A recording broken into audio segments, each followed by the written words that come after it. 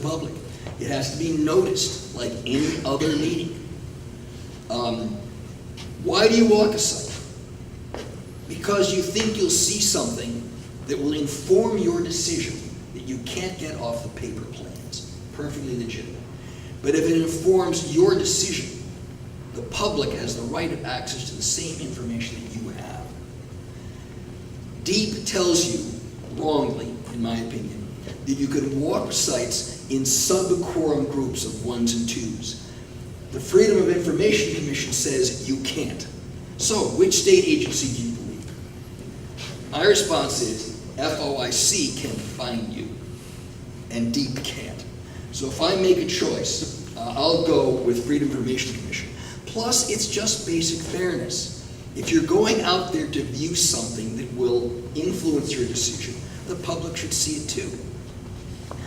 If a developer says to you, I'll let the commission go out there, but I won't let the public because of liability,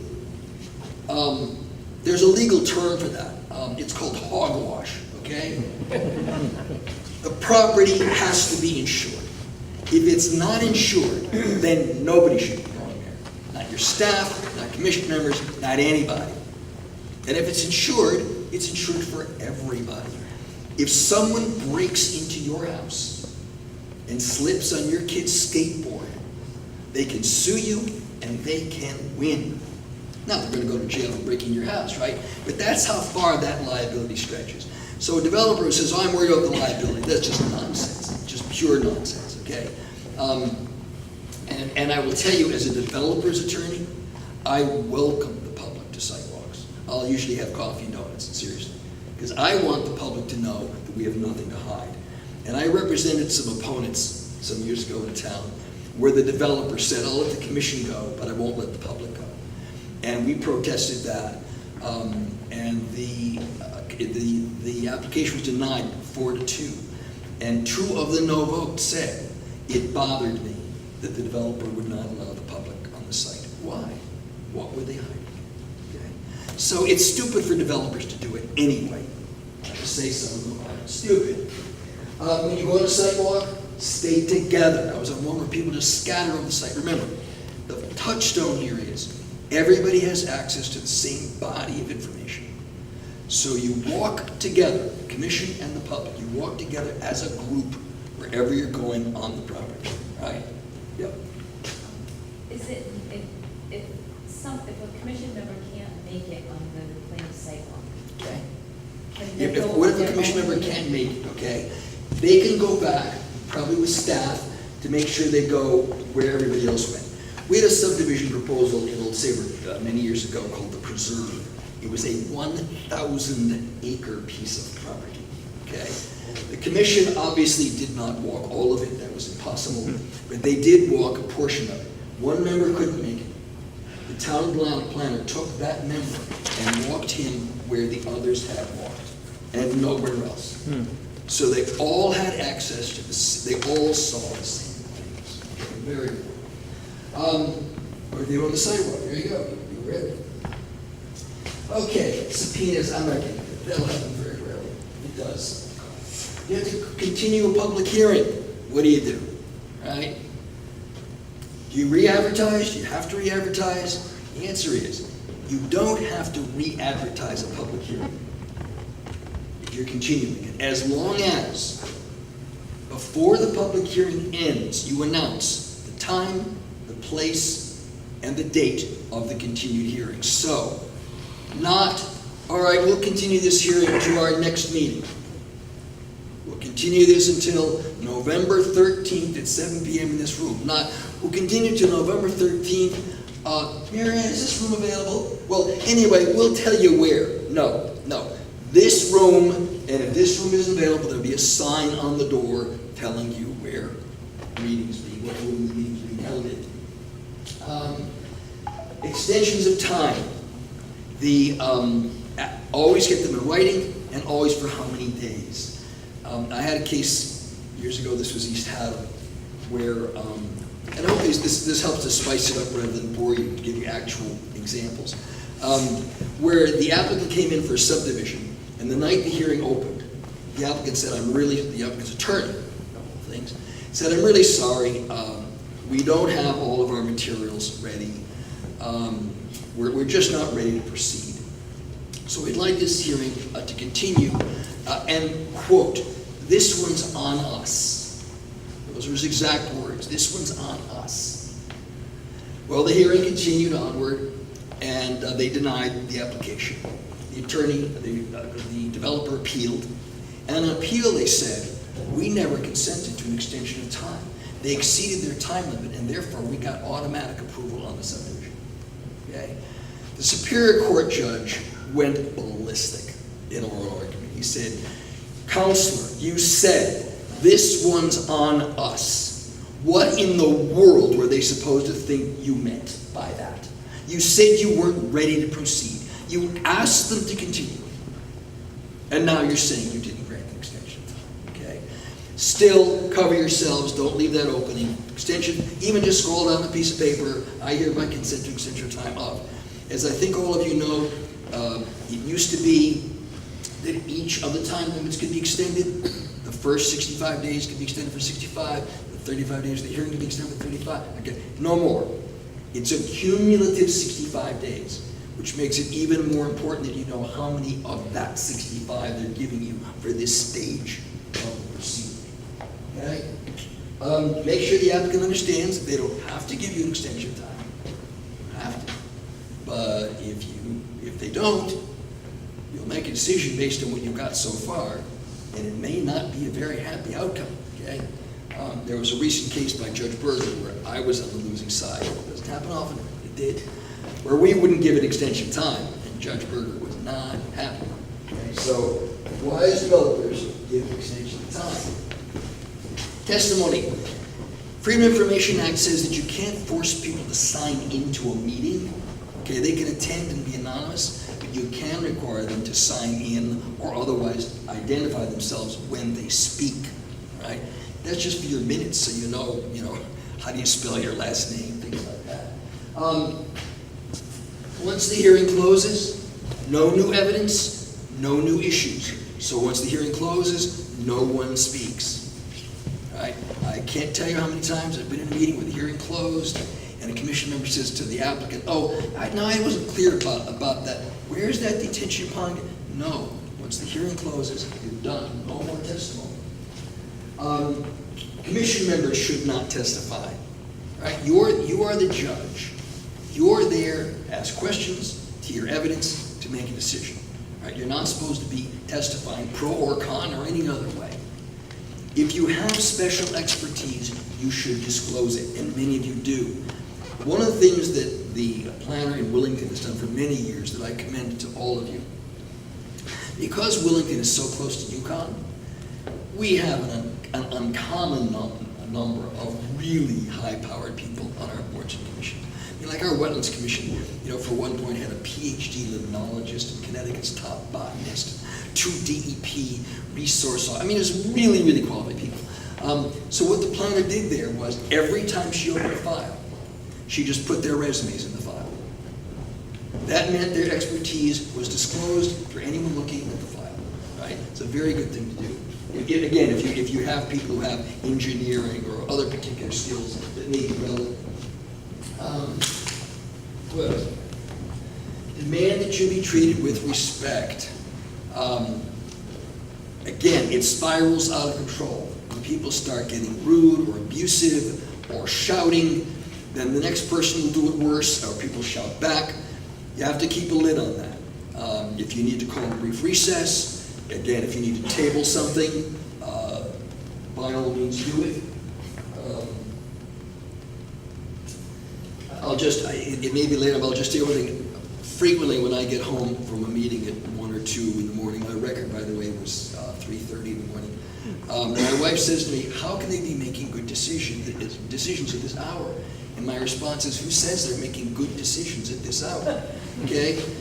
Better to knock off at 10 or 10:30 and adjourn to a special meeting next week than go to 11 or 12 when people's tempers get raw and things get out of hand. Okay? Reports and exhibits. Again, this is for the big stuff. You should. note at the hearing at some point, either by a list or something, what exhibits you've received. You don't have to read the list. You certainly don't have to read the document, okay? But you can just, we received, here's a list of what we've already received to date.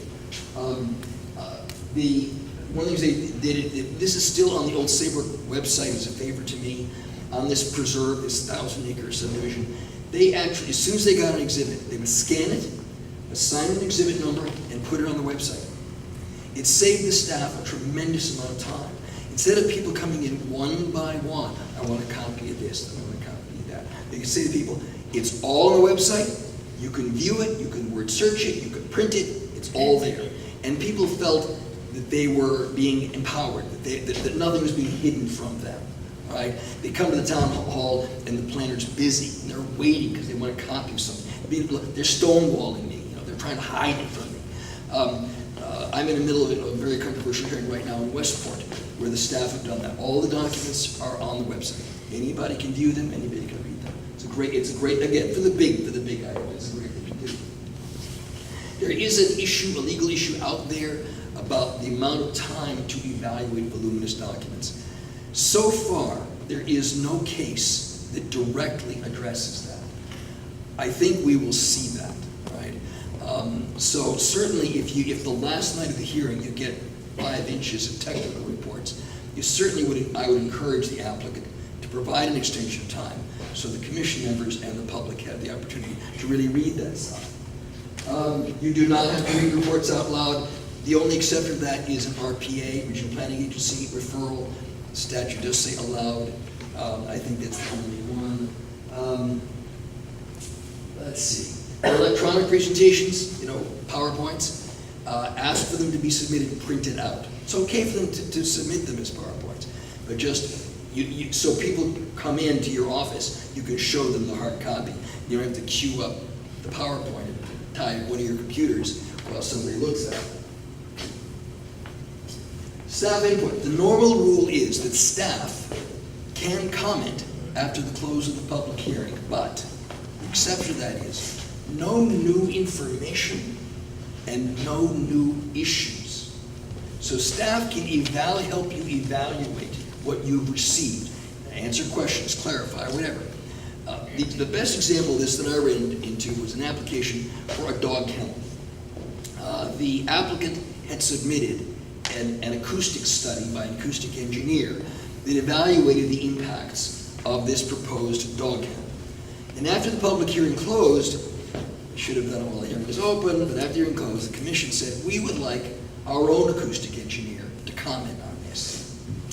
So I contacted a friend of mine who was an acoustic engineer, and I told him what I needed. And he said, Mark, this is great timing. I just got a new study on noise generation of dog kennels that I can give you. And I said, as a matter of fact, you can't. You can't give me that. That's new information.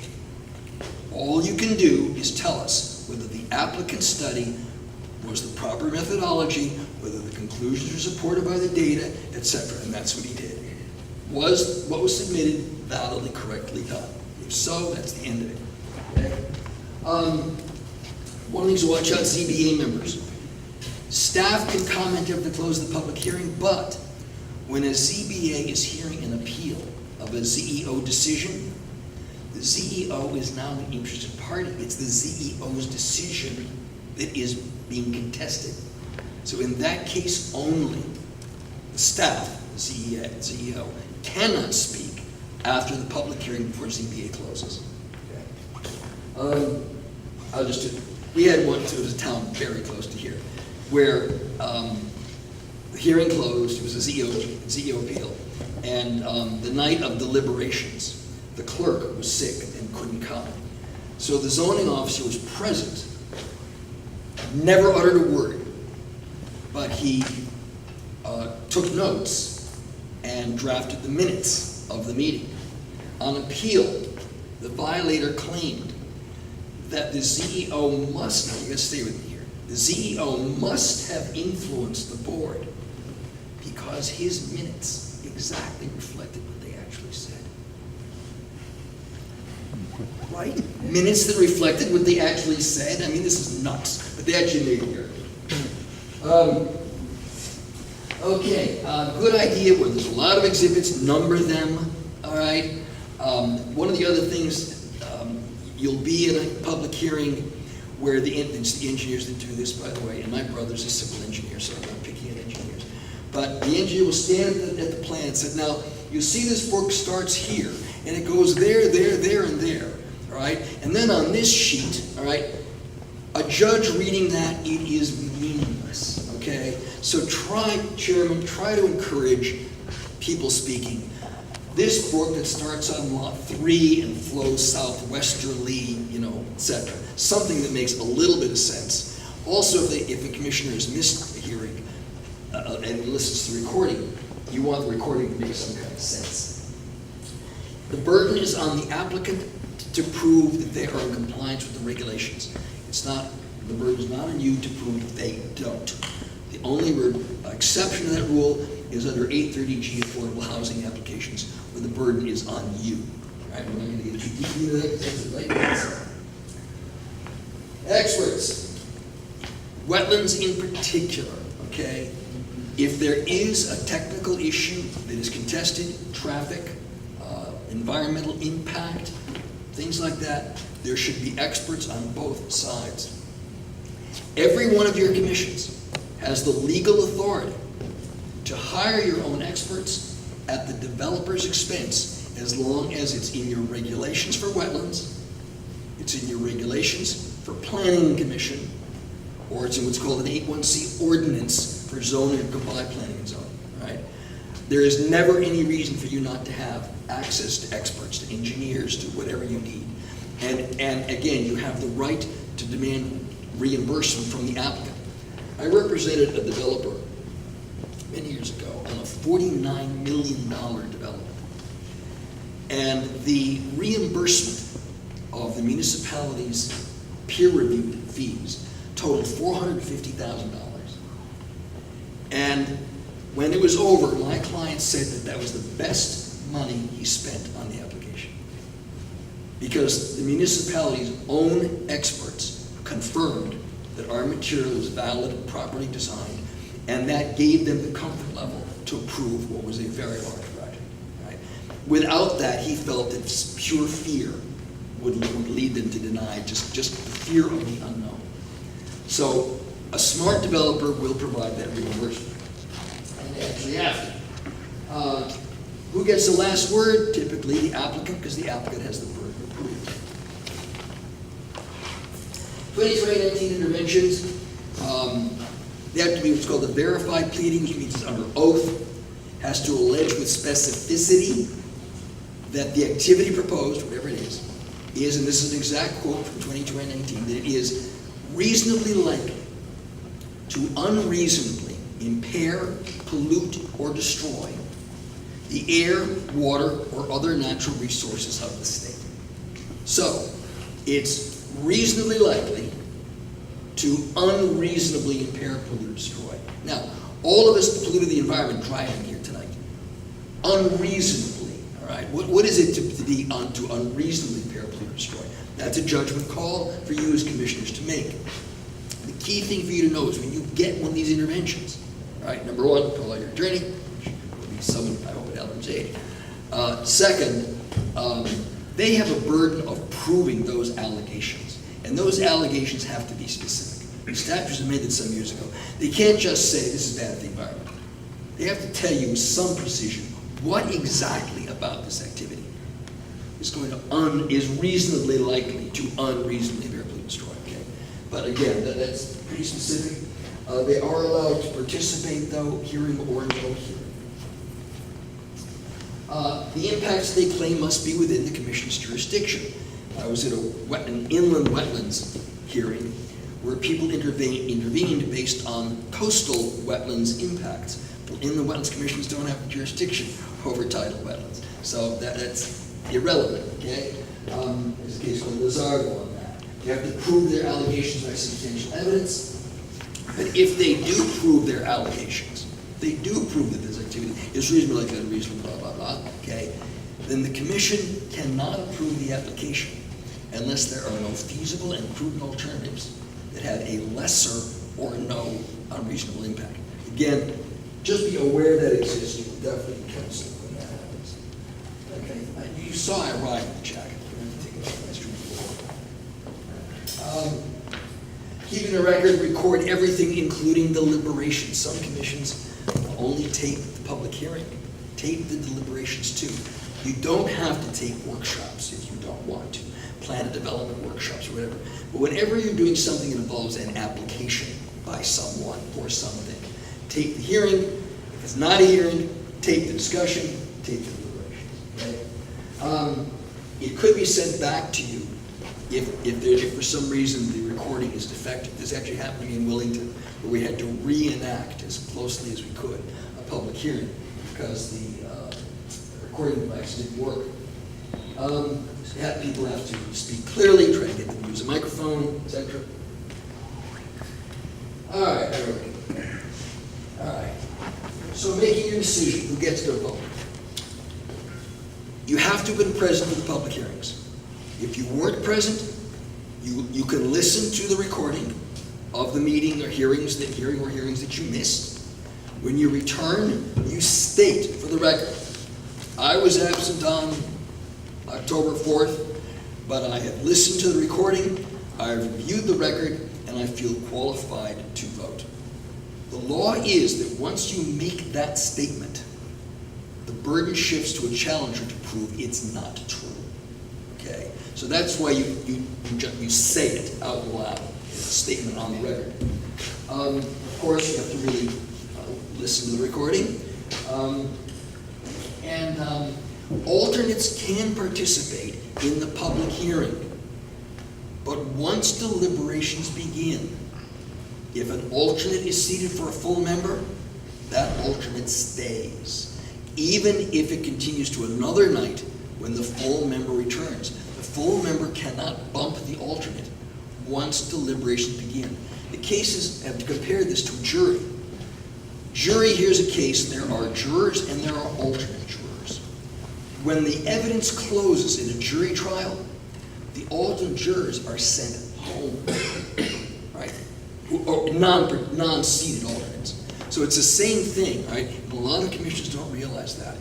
So if you have a lot of regular members missing and you think you want them, don't start deliberating. Okay, just end your hearing and say, okay, now I see that 3 regular members are missing tonight. We only have 2 alternates or whatever it may be. We're going to postpone deliberations until next meeting in the hope we'll have a larger number of regular members who have listened to recordings and are qualified to vote. One question. So say deliberations start one night and an alternate is seated. Yes. The next meeting, that alternate is not there. I get to hear the question, what if an alternate is seated and begins deliberation that isn't there the next time?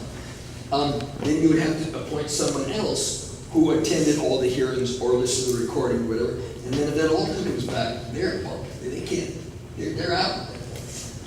Let's hope that doesn't happen. Many people think the chairman votes only for a tie. That is not true. The chairman is a full member and should be voting in all cases. Question? Is it up to the commission members to make the decisions to listen to recordings or whatnot, or can the chairman or town staff request that missing members review the material? Not that they're required to, but could they request? You can certainly request it. It's ideally you want a full complement of commission members vote. Right? You don't want 3 members approving something 2-1 out of a 7-member commission. It's just, and sometimes do have that problem. But generally the absent member, alternate or full, should know that they need to go and listen to the recording. Note that some things require some votes, 2 votes. A vote to amend your zoning regulation or a vote to amend your zoning map requires a majority of the commission, not a majority of a quorum. So if you have a 7-member commission, it takes 4 yes votes to approve that. So if there's 4 members there, you still need 4 yes votes to approve that. ZBAs, always 4 affirmative votes. And when I say 4 affirmative votes, not 3 votes and an abstention. Case law is very clear on that now. Case came out of Montville. The 4 yes votes to grant a variance or to overturn the CEO's decision. There's only 4 people there, we need all 4. Tie votes, try to avoid them. Try to get some discussion in advance. If the motion is to approve, a tie vote is a denial. You need do nothing else. You have denied the application. If it's a tie vote on a motion to deny, you haven't made a decision yet. So you got to bring somebody over one way or the other. Modify the application. And this is a role for chairman. Always gets in discussion. Try to count the noses. If it looks like you got a narrow split, try to find out what's bothering people. There's something we can fix here. There's something we can modify that will give people a comfort. Okay, so a quorum is a majority of the commission. CBA, we talk always 4 out of 5. Tie vote defeats the motion. Abstentions. I'll just mention about abstentions. The reason we love the law so much, there are 2 cases, Superior Court cases, directly on point concerning abstentions. One case says an abstention is a yes vote, and one says an abstention is a no vote. So don't abstain, please. I thought for changes of zoning map, not text, map, there is a provision in the statute that allows a petition to trigger a 2/3 vote of the commission in order to approve it. I'm not going to get into that, so that's pretty detailed. If you get one of those, that's one of those all the time attorney things. You make the decision based on what you heard at the hearing, right? Not what you heard on the street, not what somebody whispered to you in the grocery store, right? What you heard at the hearing, what everybody else heard at the hearing.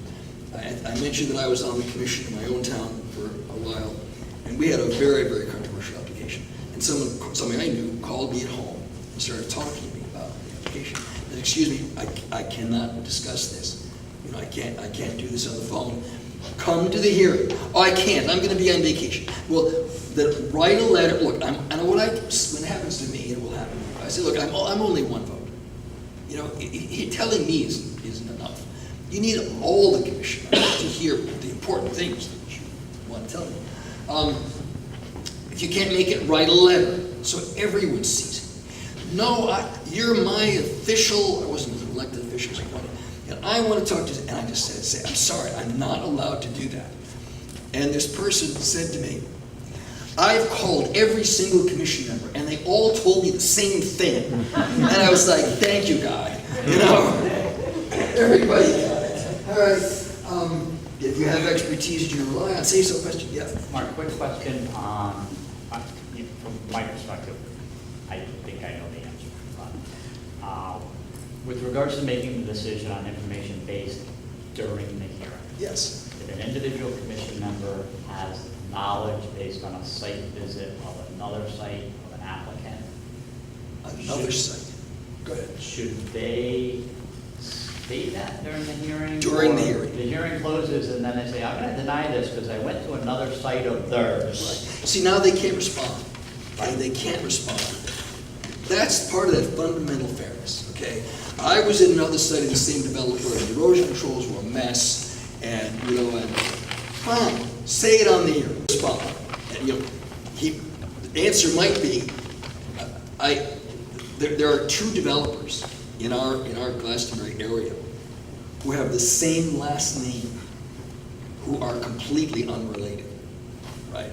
One of them is a notorious scofflaw, and the other one is this salt of the earth, 14-karat gold developer, okay?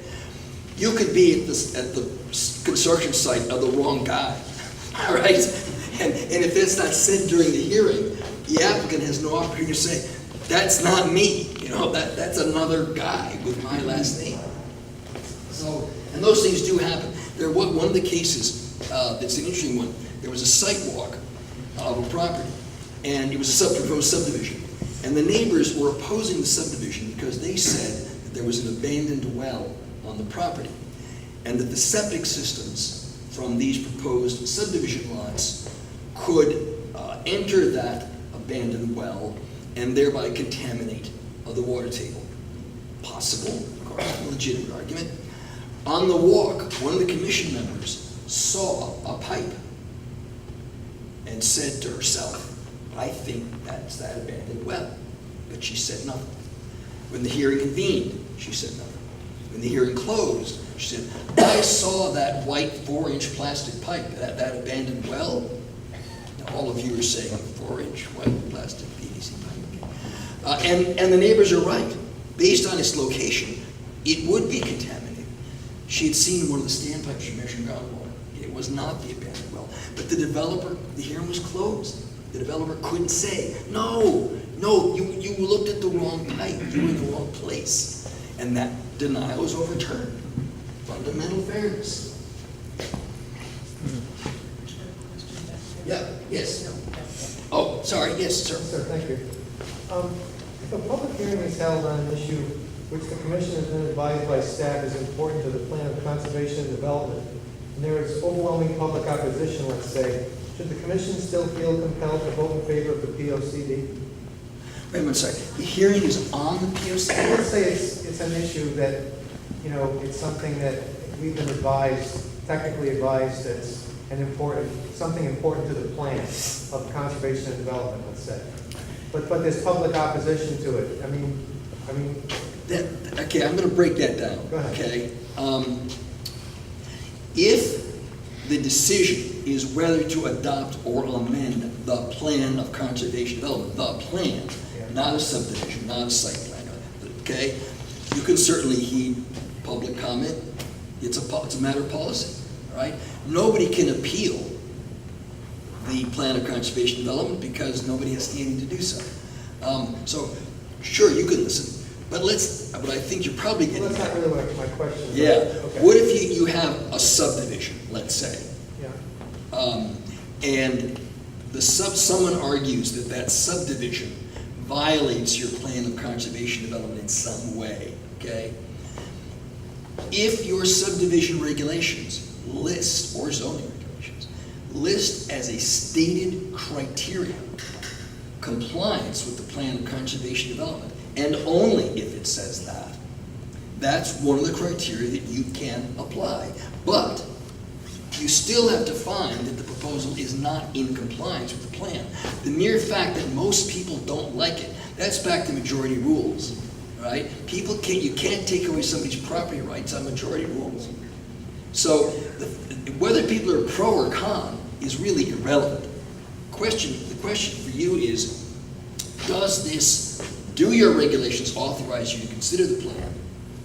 And if they do, does this proposal violate the plan in some way? And can you be specific in what yeah. No, it's not really. It's more of a, I don't know, more of a philosophical question, I guess. Because if the town was overwhelmingly opposed to something that was in the plan? That was in the plan? Yeah, that's all I'm saying. Or if we were. Then somebody can ask you to amend it. Somebody can bring in a request and say, I'd like you to amend the plan of conservation. So it would have to be amended. So in other words, can't just ignore it. every town now is compelled to be held to their plan. Held to in what decision? Well, that's where I'm getting lost. In other words, I was at the town planner in Sprague. I don't know if anybody knows him or if he's here. But he said that now the state is now going to withhold funds from towns if they do not stick to their plan of conservation and development. Not quite. I think you misunderstood. There's a state plan of conservation and development, okay. All right, which is supposed to reflect your local plan of conservation and development. And the state has always taken the position that they won't grant funds for projects that violate the state plan of conservation and development. And in addition, state funds can be withheld if you don't update your plan every 10 years. Okay. Okay? But I haven't heard of the state withholding state funds because you weren't following your plan of conservation. They say they do, but they really don't care about your local plan. It's a state plan, I think your plan was referring to. Thank you. Great. All right, let's see. Okay, commission expertise, you can rely on it. All right, some things you don't need expertise for. Is a street congested? Is it a busy street? You don't need to be a traffic engineer to know that.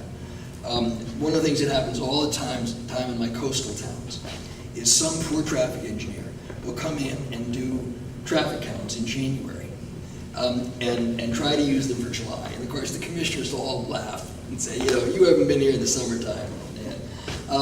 You're allowed to use that kind of local knowledge. So things that ordinary people would know, you could rely on.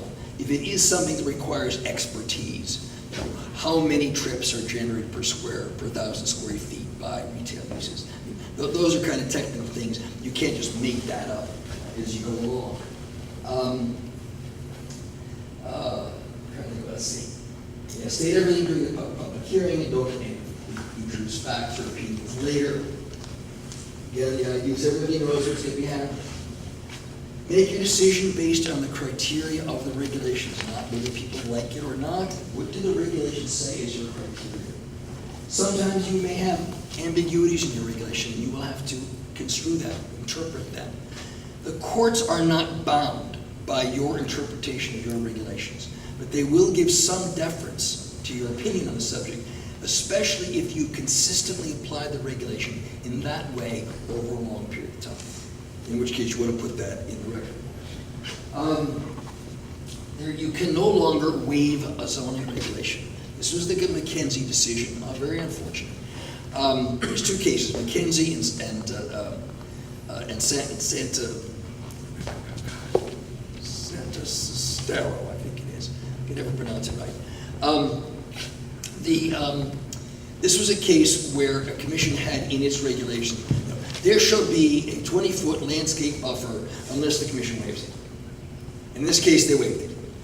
And our Supreme Court said you can't do that. Right? Only the ZBA can grant variances. So if you have somewhere in your zoning regulation that the commission can waive something, you need to take a very careful look at it.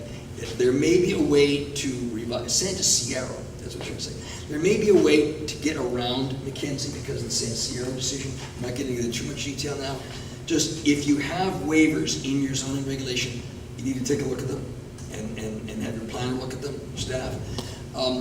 Most people believe that you can still waive submission requirements, okay? So if your zoning regulation says a complete application shall include an A2 survey, and a traffic study, wildlife inventory, historic district, but the commission can waive it, I think you can still do that because that's not waiving a requirement, a criteria, right? It's just waiving information that you don't really need for a doghouse or something. All right, questions to ask when you deliberate. What evidence did we hear about this criteria?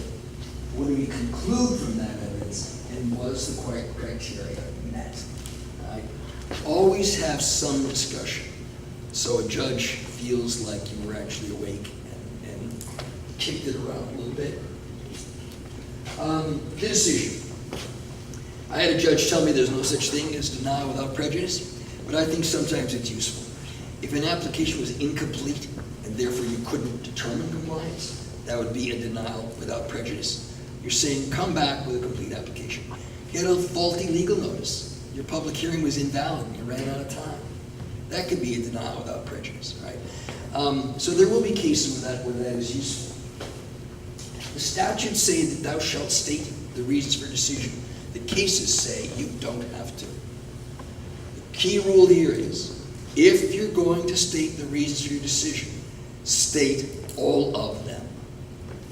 Because the law is that if you don't state any reasons, the judge is required to search the record to find ones to support your decision.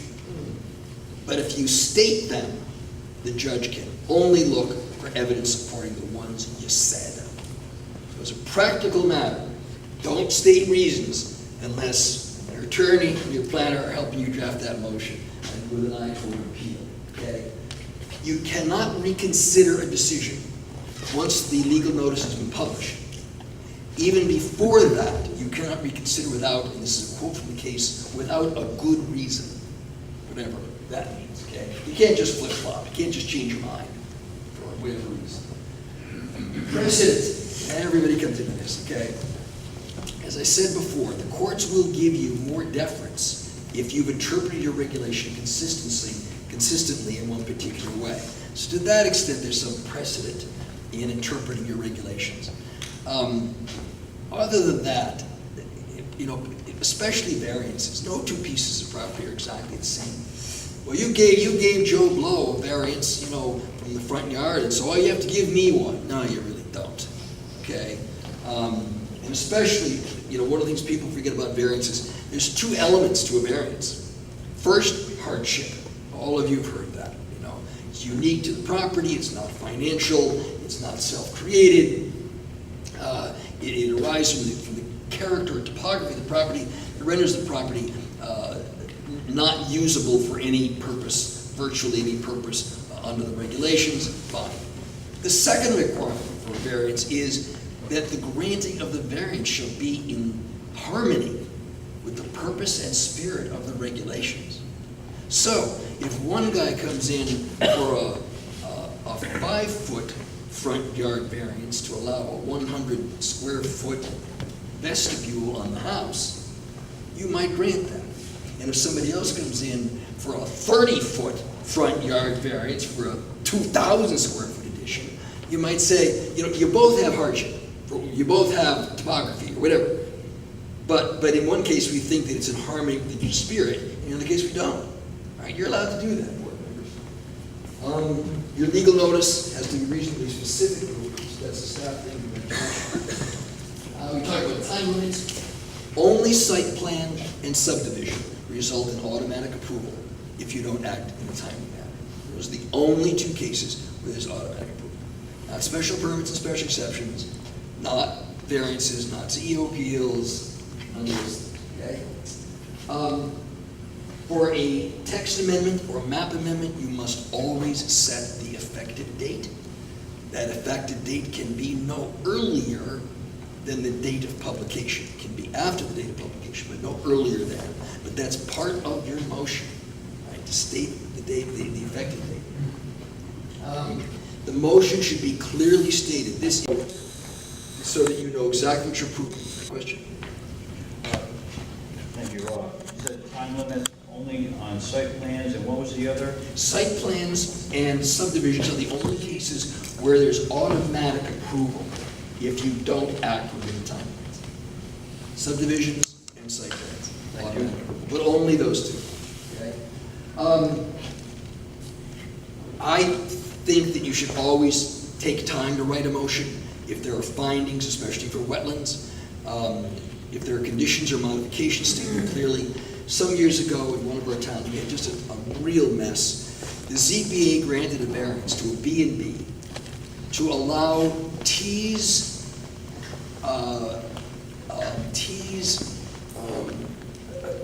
intimate gatherings and other meetings. That was the variance. Well, they started holding weddings for 100, 150 people. Zoning officer issued a cease and desist order. Said that's not a small gathering. Went to ZBA, ZBA said, oh yeah, that's what we meant. Yeah, weddings are 150 people, that's a small intimate gathering, okay. But nobody knew what they meant, really. So the more clearly you state what you're approving, referencing plans. If the plans have been revised numerous times, make sure you insert the revision date that you intend. It's clear what it is that you did. One of the things they do in Mansfield, have done for many years, I think they still do it. Anybody here from Mansfield?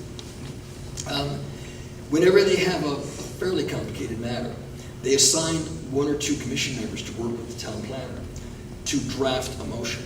Right? They never vote the night they close the hearing, unless it's very, very routine.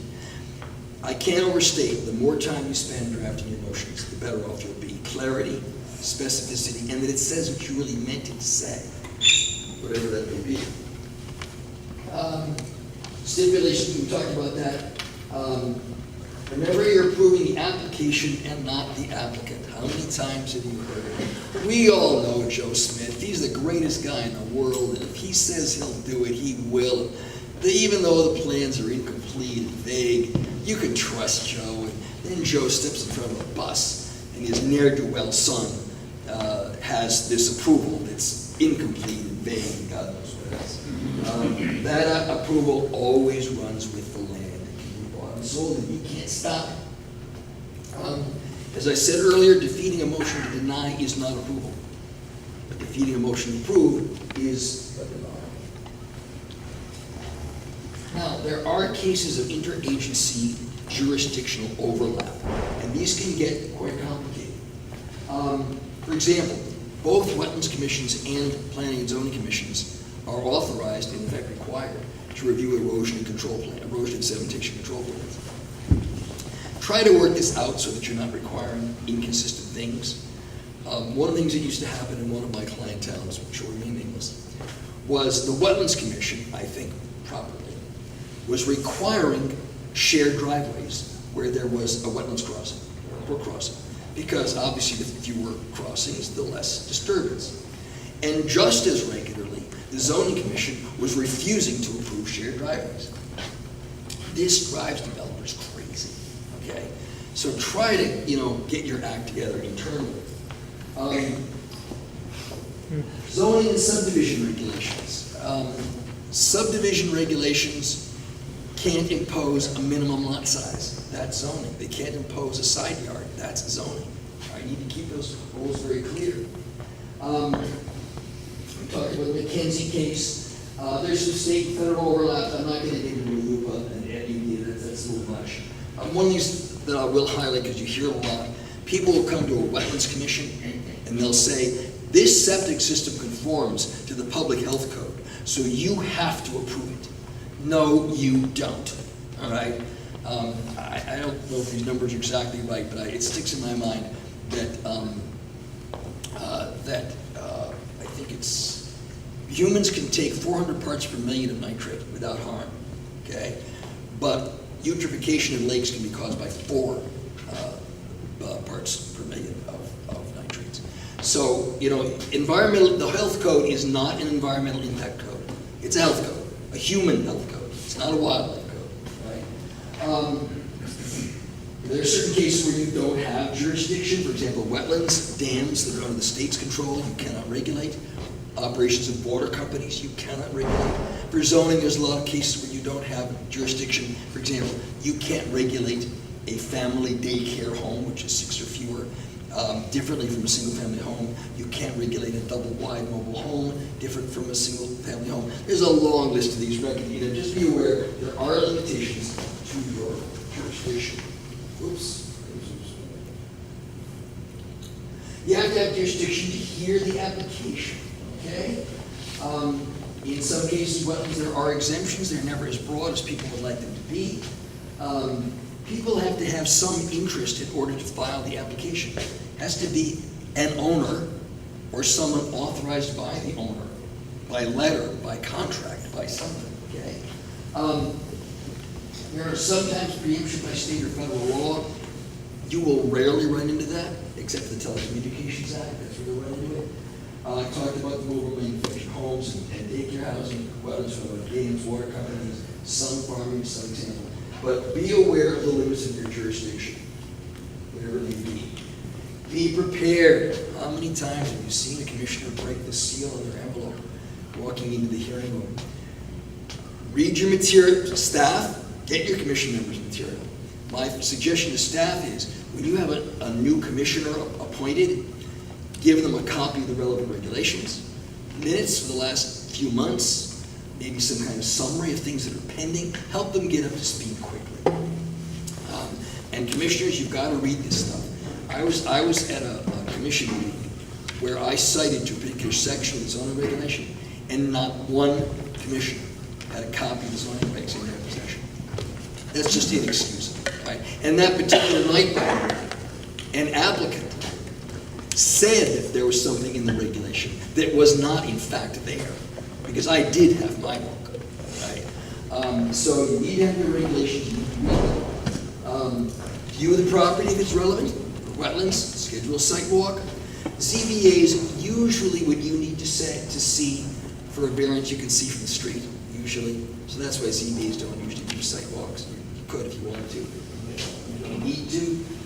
Have good regulations that say what you want them to say. I just went through this in one of my client towns where the zoning officer, my client, said to me, Oh, I know the regulation says that, but we've never read it that way. We really, I know that's what the words say, but we read, don't like that. Then change it. Change it so it says what you want it to say. And when in doubt, call the town attorney. And the reason I emphasize that so much, I'm not trying to make work for myself, I have more than enough. It's that we can do so much more early on, right? If we're there at the hearing, we can prevent so much more. Some years ago, I was at a hearing, a wetlands hearing in Cromwell. It was a Walmart, it really was a Walmart. Very, very controversial. The neighbors were being represented by an attorney, it was very different than mine. When the hearing was over, the commissioner approved the application. I walked up to my friend and I said, so, are you guys going to appeal? And he said, Mark, you didn't leave me a crack any thicker than a dime. I don't have anything. I said, thank you. I did my job. That's what I want to have happen, right? You want to win appeals, you want to follow your procedures. Now, I'm going to take just a few minutes on conflict of interest and predetermination. Conflict of interest is where a commission member has a personal or financial interest in the subject matter of an application. Personal, close friend, bitter enemy, spouse, whatever, okay? Financial interest. You're a partner in the applicant, obviously. All of these things are very fact-specific. There's an application for a Chevrolet dealership, and you own 10 shares of General Motors stock. Are you really financially interested in that? No, of course not. You and 10 million other shareholders, all right? Especially small towns. Now, everybody knows everybody. I'm counsel in the town of Eastford. And if we ever had an application by the First Church, the First Congregational Church of Eastford, and if that were a conflict, we would not have a quorum in any board or commission of that. Not one, okay?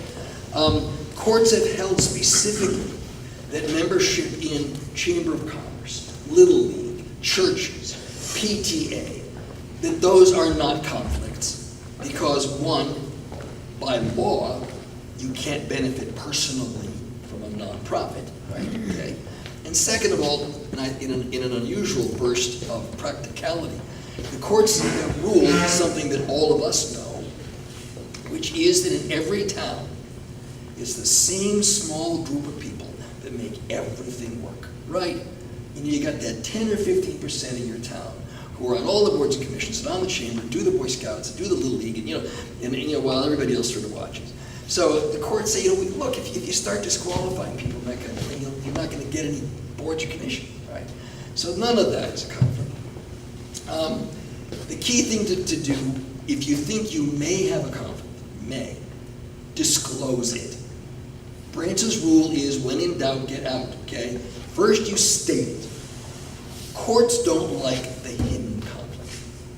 So my brother-in-law's cousin's father owns 2 shares, okay, whatever it may be, okay? And I feel I can hear this application objectively and without consideration for that, right? 2 things. First, you disclosed it. The judge didn't feel you were hiding. Second of all, much like absence from a meeting, once you say, I feel I can vote objectively on this matter, someone can only prevail on appeal by proving that's not true. And, more important, they have to say so during the hearing. Okay? They can't lay in wait. They can't sit there in the audience, wait and see how you vote, and then appeal on that basis. When you disclose, these are the facts, I don't think it's a conflict, I think I can vote objectively, they have to object and say. One of the things that many chairmen do, it's not a requirement, but it's a nice idea, many chairmen say, okay, on the panel tonight is so-and-so, who's here. Is there any objection to the constitution of tonight's panel? And if they're there and they don't say anything, they've waived that. They can't raise it later on. Right? So that's a quick and dirty on conflict of interest. The other thing the courts have said that not only is an actual conflict a problem, but so is the appearance of a conflict of interest. that land use, because of great powers vested in the commissions, must be above reproach. So even if there is the appearance, one of the cases that came on this one, it's kind of too bad, I think. One of the members of the commission was a contractor who does roads, paves roads. And he would vote on subdivisions. And then sometimes he would put in a bid to build the roads, and sometimes he didn't. And in this particular subdivision, he voted in favor, and it was appealed. And on appeal, they said, look, this guy does road work. He was influenced by that. And the guy's testimony was, I hadn't decided if I would bid on this job or not. I don't know. The court said there was the appearance of conflict. You do bid on jobs. You have in the past bid on jobs where you voted in favor of the subdivision. There is the appearance that there's some quid pro quo there. So that's why when in doubt, get out. Predetermination is a pretty high bar. Right? Predetermination is where you have so made up your mind that nothing you hear will change it. The case law is a wonderful case. It says, commission members are not allowed to be a blank slate. It would be strange indeed if commission members did not have opinions about how their town should grow. Okay? That's almost an exact quote from the case. So you're allowed to have opinions. So when this is especially bad for elected commissions. You're running for office and somebody says to you, if I vote for you, how are you going to vote on that Walmart? If I get elected, I'm voting no on that Walmart. Well, actually, you're not, because you're not voting at all. Okay? You've made up your mind. You have, even though people will criticize, you have to say, well, I'm very concerned about maintaining the character of our community and the viability of our downtown area, our downtown merchants. So certainly if a large discounter were to file an application, I would be reviewing it very rigorously. I would be very concerned. I would be looking for strict compliance with regulations. All that stuff you can say. That's not predetermination, okay? It's where you just make a pronouncement. I don't care what anybody says. My mind's made up. I'm voting yes or I'm voting no. Predetermination, you'll have to be disqualified, and if you don't, you subject your commission to a successful appeal. Yes? If a commission member were to say something like that at a meeting, Yes. does the chair say to them, I'm sorry, you're not going to be allowed to vote? You can try. The law is that you can't force a commission to be disqualified. You can't make them. But yes, absolutely, the chairman should say, Commissioner Smith, I'm really sorry, but that sounds like a predetermination. And I would ask you to disqualify yourself. I had a case that went to court on this, so what I'm going to tell you is public information. It was a proposal to adopt a zoning regulation. One of the commission members, before the hearing ever opened, sent a letter to every registered voter in town for why this proposal should be defeated. He then arrived at the hearing with easels and posters and boards for why it should be denied. And I said to him, you can't do that. You've predetermined the application and you need to disqualify yourself. And, well, I'm allowed to have opinions. The public hearing hasn't even opened yet. You've got boards on why this thing should be denied. You've sent out a letter saying, with his signature, by the way. And so I said, you must disqualify yourself unless you state that you can disregard all of this and hear the matter objectively. And he said, I can disregard all of this and I can hear the matter objectively. Okay? After the hearing closed, he got out the boards, he got out the easel, he set them all up. Okay, this is why we should all vote no, right? He was defeated, someone appealed. And an interesting case, this guy, by the way, was an attorney himself, he was an attorney.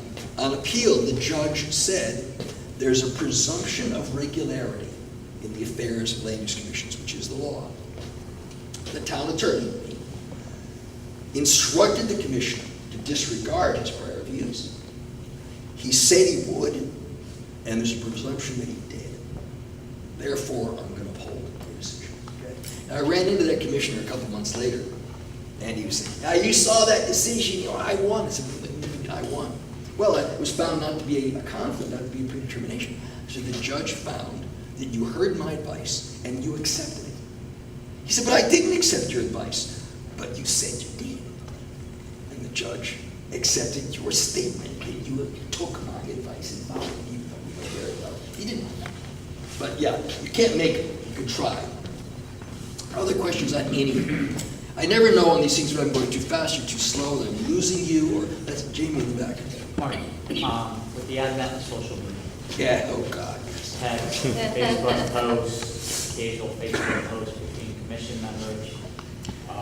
Yeah. The thing about, there's two aspects, at least two aspects Very broad of social media. question. One is predetermination. You know, putting on Facebook, don't worry folks, I'll vote against that, you know, predetermination. The other thing you run into with electronic media is illegal meetings, all right? If a quorum of commission members discuss a pending matter online, by email, by Facebook, by Twitter, by whatever, okay? The FOI has ruled many times that is a meeting. It is an illegal, secret meeting, all right? On the other hand, this new technology can also be very useful.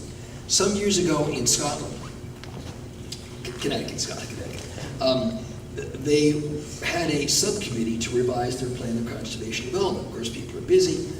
So what they did was they set it up as a chat room. So they all signed in. They posted in the town clerk's office the time of the meeting and the chat room access, so anybody could tune in and follow the chat. There was a computer available at town hall during those hours, so even if you didn't have a computer, you could go to town hall and you could tune in on that cyber meeting, okay? And I checked with Freedom of Information Commission. They told me that was absolutely legal, because it was a meeting, all right? But it was a meeting that was open to the public, even to someone who didn't have a computer. So those things are allowable. But yeah, you're absolutely getting these situations where you have legal meetings, we have predetermination. People say things on social media that they would never think to say in a meeting, on tape, you know, like this. Can the public FOI these as private commission members, or text, emails, etc.? If you're sharing them with commission members on a pending matter, I would say yes. Sure, if you're communicating on official business through your personal email, which you shouldn't do, they can certainly access it. But again, if they submit the FOI without reasoning, they still have access to your personal... We say without reason. Well, who's to determine that commission member A and B spoke? They're going to ask you, they're going to say, produce all emails concerning the application of ABC Corporation for a 5-lot subdivision. You can lie and say, well, we didn't do that, you know, and hope that the hearing officer believes you.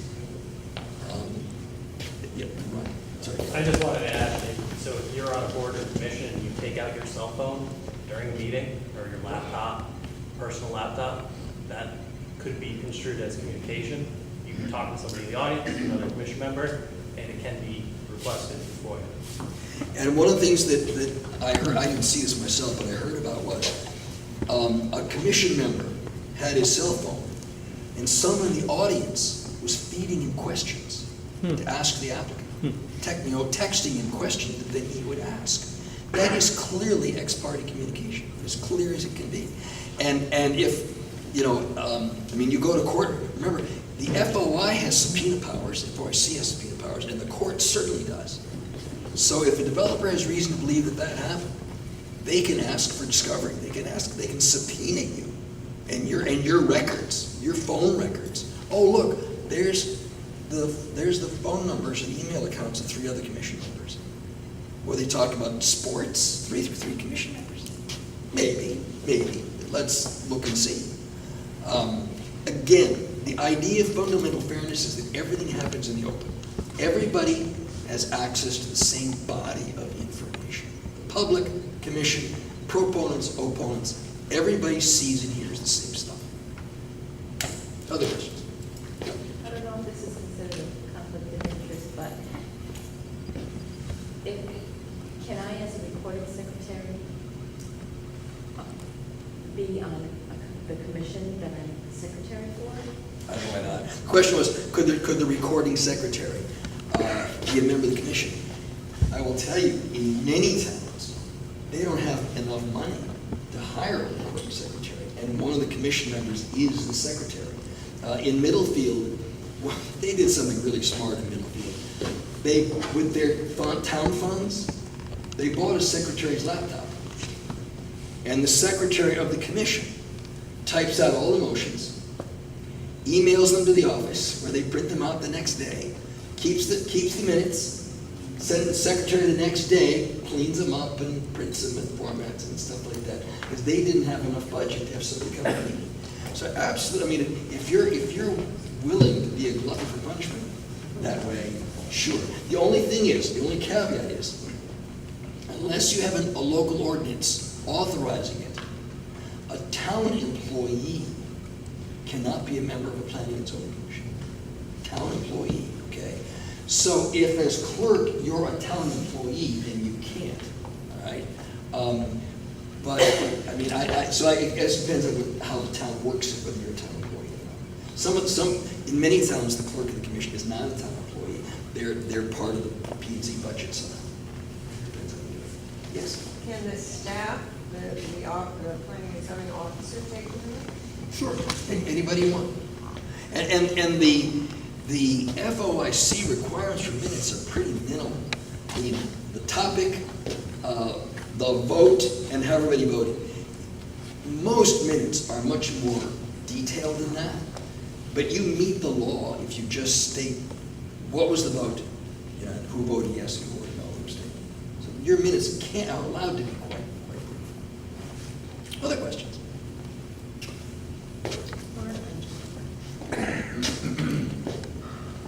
If a town historically, if you've got an application, a site plan, say, that the commission approved, Yeah. and there's a minor modification that comes in, Okay. and the regulations don't specifically say staff can approve a minor modification. Okay. Thoughts on requiring the applicant to come back to the commission for a site plan mod? There's different pieces to that, so let's break it down, okay? I'm going to start, you asked about site plan approval, but I'm going to start with a special permit because the rules are different and I don't want us to get mixed up. The case law is very clear. Special permits, special exceptions require a public hearing, okay? Therefore, if there is a substantive change in a special permit or special exception, you must hold a public hearing. By implication, if it's not a substantive change, you don't have to hold a public hearing, right? Site plans don't require public hearings anyway, all right? So you don't run into that problem. The best answer, of course, is if your regulations don't authorize staff to approve minor changes, then amend them so they do. Okay? Many towns have a custom of allowing staff to do that. That's okay, but risky. It's risky for the staff, it's risky for the commission, it's risky for the applicant. So my recommendation is adopt regulations that address that. The only other thing I'm going to mention about site plans and special permits, there are some planners who believe that that when you file for special permit, you also file for site plan. Don't. It's either a special permit or it's a site plan. It's never, ever both. And the reason that is, site plans only have 65 days with automatic approval, and special permits have no automatic approval, and 65 plus 35 plus 65, okay? So it's always an application for one or the other. And a substantive change to the special permit site plan is an amendment to the special permit. It's not an amendment to the site plan. No such thing. No such thing. It's either special permit or it's other items. Is that real? I saw the tracks. I find this building, I think I crossed every set of tracks that you guys have. Well, if no other questions? Can't think of any other big topics that I missed. This is sort of, now, a couple plugs. March 23rd of 2019, that's a Saturday, will be the all-day event at Wesleyan. This is only every 2 years. This book was sold by the Bar Association. I think it's $55, which is the cost of printing only. Bar subsidizes this very, very heavily. It has chapters on every topic I've discussed here. It is updated every 2 years. It is a wonderful thing to have. New commissioners, old commissioners, I would urge you to attend that Wesleyan event. Because the law changes, it's a full day. It'll probably be, again, about $55 for the book, breakfast, lunch, cookies in the afternoon. It is a great deal, wonderful deal, and a lot of the other source of information is a book called What's Legally Required by Mike Ziska. Unfortunately, that book is now very out of date. Mike is in the process of updating. At least he promises that he is. He swears that he is.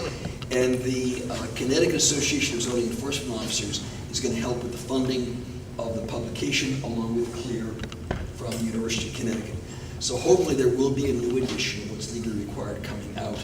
But for now, for the money, you really can't beat this book. It really has everything in it you ever want to know about land use law, I'm afraid to ask. And that Wesleyan session is a good one. Also, on October 27th, I think, if that's a Saturday, is the Advanced Land Use Seminar at Clear in Haddam. Those are the big ones that are coming up. 27th? All right, in that case, then March must be the 23rd. The calendar. Would you repeat that, October? October 27th is an Advanced Land Use Seminar. And what I did here tonight is one piece, 1/3 of that. And that's in Haddam at the headquarters of the University of Connecticut Agricultural Extension Service. If you go on the CLEAR website, it'll give you all the details on that. And then Saturday, March, it is 23rd? Saturdays, before Saturdays, the 23rd. 23rd, sorry, I got my 23rd, 27th. So March 23rd in 2019. That is always standing room only. That is always a sellout. So do save the date and spread the word to your commission members. Thank you for coming. It was useful.